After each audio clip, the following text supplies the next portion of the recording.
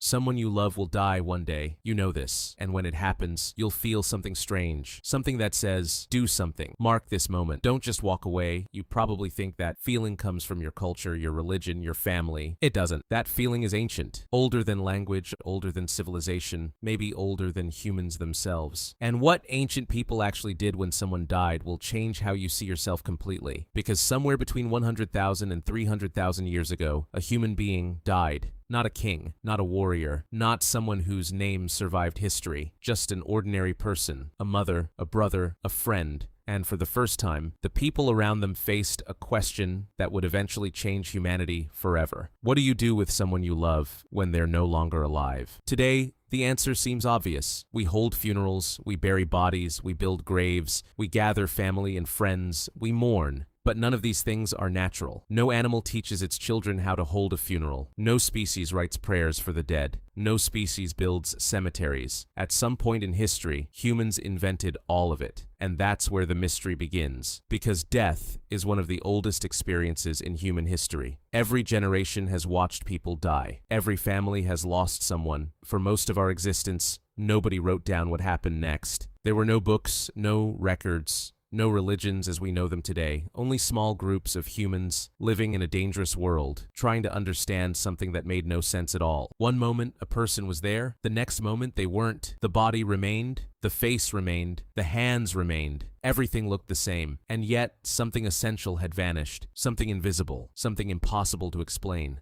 The strange thing is that death itself isn't unique to humans. Animals die every day. Predators kill prey. Old age claims the weak. Accidents happen. Death has existed for hundreds of millions of years, but humans seem to be the only species obsessed with it. The only species that asks questions about it. The only species that refuses to simply walk away. For a long time, scientists believed that early humans treated death no differently than other animals. Someone died. The group moved on. The body was left behind. Simple, practical, efficient. But then archaeologists started uncovering something unexpected. They found graves, very old graves, far older than anyone expected. One of the most remarkable discoveries came from caves in the Middle East, where archaeologists uncovered human remains that had been intentionally buried nearly 100,000 years ago. The bodies weren't scattered. They weren't abandoned. They had been carefully placed into pits, dug into the earth. Someone had taken the time to lower them into the ground. Someone had covered them. Someone had cared. That discovery changed everything, because burying a body is hard work. It requires time,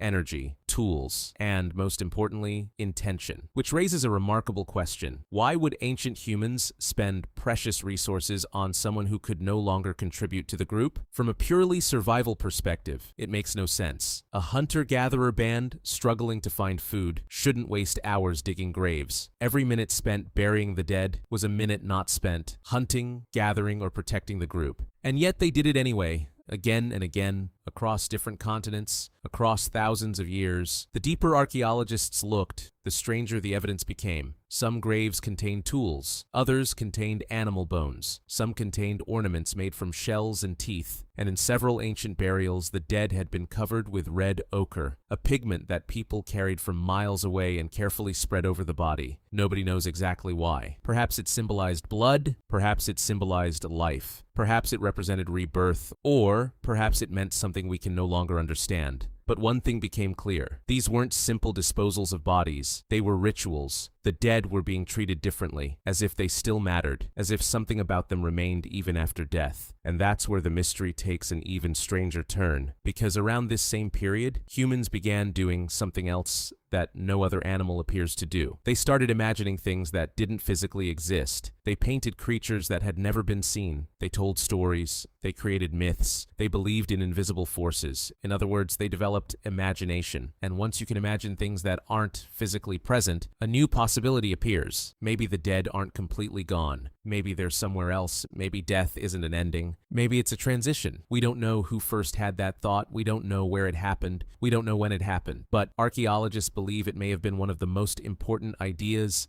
in human history, because the moment humans began imagining life after death, death itself changed. It was no longer just a biological event. It became a mystery every civilization on Earth would spend the next 100,000 years trying to solve. Ancient Egyptians filled tombs with treasures for the journey beyond death. Ancient Greeks imagined vast underworlds ruled by unseen gods. Ancient cultures across Asia, Africa, Europe, and the Americas created stories about spirits, ancestors, and worlds beyond the living. Religions were born from it. Entire civilizations were shaped by it, all because long ago someone looked at a lifeless body and asked a question that still has no definitive answer. Where did they go? What's fascinating is that modern science can explain almost every physical part of death. We know what happens to the heart. We know what happens to the brain. We know what happens to the body. Yet the emotional experience remains remarkably similar to what our ancestors likely felt tens of thousands of years ago. When someone we love dies, part of us refuses to accept it. We know they're gone.